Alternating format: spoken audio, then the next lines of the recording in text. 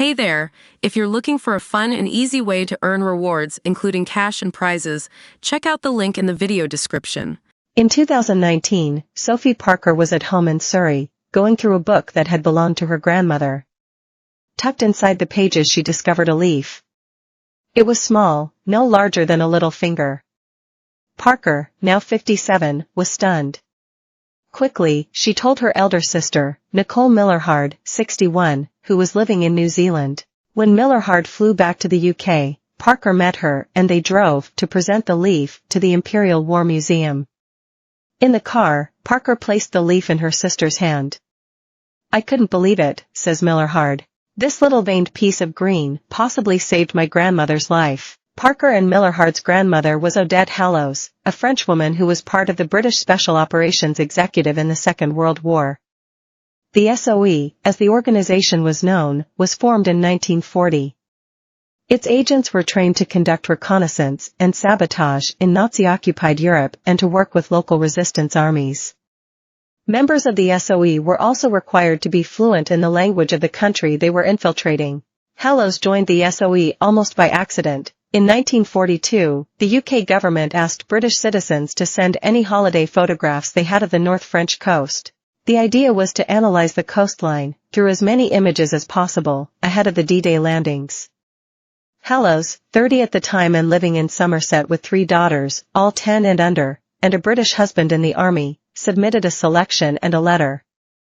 The SOE found her response and must have been impressed. Inviting her to London, they asked her to join. She despaired for occupied France, but did not want to leave her children. Until then, she'd been a mother and housewife and had zero experience of working as a secret agent, or, as the SOE called it, conducting ungentlemanly warfare. But eventually she agreed. The children were enrolled in a boarding school and Hallows wrote them predated letters, to open week by week. Things like "I hope you're doing your homework," or "I hope you're not biting your fingernails," says Millerhard. What convinced Hallows to join? "She had this very strong sense of duty," says Parker. Her own father was killed in the First World War and her grandfather used to take her and her brother to visit their father's grave every Sunday. He would say to them, "There is going to be another world war. I know it's coming. And when it does, it will be your turn to do your duty, just as your father did his." I think those words became engraved across her heart. SOE training was rigorous. Hallows learned self-defense, how to parachute, use explosives, read Morse code and resist interrogation.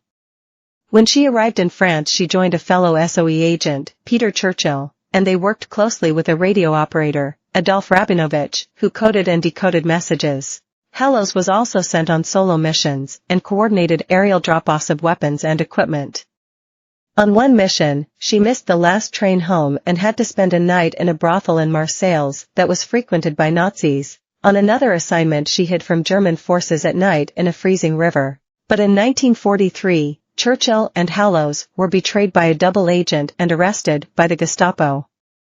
Thinking quickly, Hallows told the officer that she and Churchill were married, and that he was Winston Churchill's nephew. This was a lie, the shared surname was purely coincidence. She reckoned a fake connection to the Prime Minister might spare them both execution. Hallows was sent to occupied Paris, where she endured interrogation and torture. She was burned on her back with a red-hot poker, her toenails were pulled out one by one. The Gestapo wanted to extract information from her about the SOE, but Hallows kept quiet. She said it was as simple as making the decision. "I am not going to speak," says Parker. She said once she had made that decision, it was easy to stick to it. Also, Parker adds, they made one fundamental mistake when they were torturing her. They placed her in a chair that was facing a window. The Gestapo building in which Hallows was being interrogated was on Avenue Foch, an enormous street in an expensive area of the capital. It was lined with trees and ended at the Arc de Triomphe. Hallows was in a room several floors up and, from the window, she could see the tops of the trees. She said, "I just decided I had to transport myself away from WH.